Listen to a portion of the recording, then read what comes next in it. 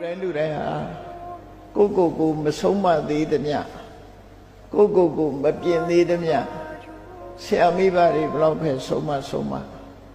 ကိုဆုံးမနိုင်မှသာလင်အရင်ခြေဆုံးဆိုပုဂ္ဂိုလ်ဖြစ်တယ်ကိုတမိုးထားလေးစားတဲ့ပုဂ္ဂိုလ်တိုင်းဟာအကောင်းဆုံးဖြစ်အောင်ကိုယ်တိုင်ကြိုးစားကြရတာဖြစ်တယ်ဆရာမိဘဆုံးမလို့လိုက်နိုင်ရင်လည်းကောင်းကျိုးချမ်းသာရတယ်သို့တော့ဆရာမိဘရဲ့ဆုံးမကိုနာယူပြီးတဲ့အခါမိမိကိုယ်တိုင်ကဒီမရင်ကြီးတဲ့လမ်းကြောင်းတိုင်းလိုက်ပြီးကိုယ်တိုင်ကိုပြုပြနိုင်မှသာလေလောကမှာလူတော်လူကောင်းဖြစ်တယ်မိဘဆရာဆုံးမတယ်ဆိုတာလမ်းညွှန်ပြရုံတသက်မြတာဖြစ်တယ်ကိုယ်တိုင်လှုပ်တာမပါဘူးဆိုလို့ရှိရင်ပြစုံတဲ့ယဉ်ကျေးမှုဆိုတာမဖြစ်နိုင်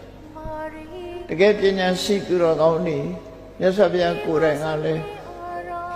တရားတွေကိုသတိပေးတဲ့စကားမိန့်ကြားခဲ့တယ်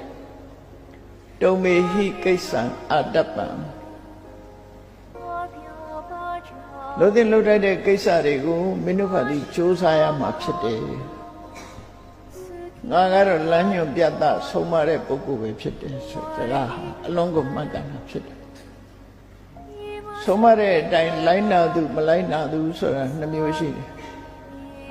လိုက်နာတဲ့ပုဂ္ဂိုလ်တွေကကောင်းကျိုးချမ်းသာရပြီးမလိုက်နာတဲ့ပုဂ္ဂိုလ်ကကောင်းကျိုးချမ်းသာမရနိုင်ဘူးအဲ့ဒီအဓိပ္ပာယ်ကဘာလဲလို့ဆိုလို့ရှိရင်လူတွေဟာကိုမဆုံးမနိုင်သေးသမျှသူများရဲ့အဆုံးအမကိုသာခံယူပြီးကိုမဆုံးမနိုင်သေးသမျှလူလောကမှာအသုံးကျတဲ့ပုဂ္ဂိုလ်ဆိုဖြစ်ဖို့ခဲနေတယ်လို့ဆိုလို့နော်မြတ်စွာဘုရားကအတ္တဟိကိရဒုတ္တမောဆို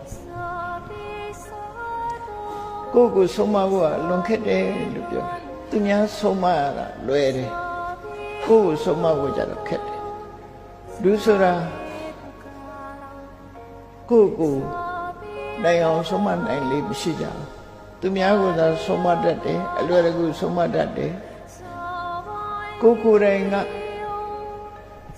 သူများကိုဆုံးမတယ်လို့ကိုယ်တိုင်လိုက်နာမှုကျင့်သုံးမှုကြတော့များစွာခက်ခဲတတ်ကြတယ်ဒါကြောင့်မို့အပြောသမားဘဝရောက်သွားတာတွေအများကြီးပဲနော်မြတ်စွာဘုရားရဲ့ဆုံးမမှာဆိုယထာဝါရီတထာကာရီယထာကာရီတထာဝါဒီဆိုတာအပြောနဲ့အလုပ်ဟာကိုက်ညီစေရမယ်လို့ဆိုတရားဟောတဲ့ဘုန်းကြီးတွေဒီပင်နဲ့ကိုဟောတဲ့တရားကိုပြန်နာရမယ်ကိုကြားရမယ်လို့ဆိုကိုကသာဟောပြီးတော့အဟောဘက်သာနေပြီးတော့ဟောတဲ့အတိုင်းကိုကမလိုက်နာဘူးဆိုလို့ရှိရင်ဒါအဟောတက်အပြောတက်နဲ့ဘာကျိုးမှဖြစ်မှာမဟုတ်နော်ကောင်းကျိုးချမ်းသာရနိုင်တာမဟုတ်ဘူး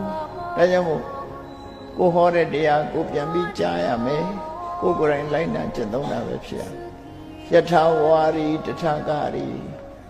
ကိုပြောသလိုကိုကလုပ်ရမယ်လုပ်သလိုလည်းပြောရမယ်လုပ်ထားတယ်လည်းပုံမပြောရဘူးဒီလိုဆိုလို့တယ်ပေါ့နော်အပြောနဲ့အလုပ်ဟာနှစ်ထွေညီညာနေဖို့လိုတယ်လောကလူတွေကအပြောနဲ့အလုပ်ဟာညီကြတာမေတ္တာမှာရှားတယ်နော်အပြောနဲ့အလုပ်ဟာကိုင်းညီနေဖို့လိုတယ်ကိုပြောသလိုကိုကလုပ်တယ်အပြောတက်ကတော့ပြောရတာနဲ့လုပ်ရတာဘယ်အလွယ်တော့ဆိုပြောရတာလွယ်တယ်လုပ်ရတာခက်တယ်ဒါကြောင့်မို့အပြောနဲ့လုပ်တဲ့ဟာလေလွဲချော်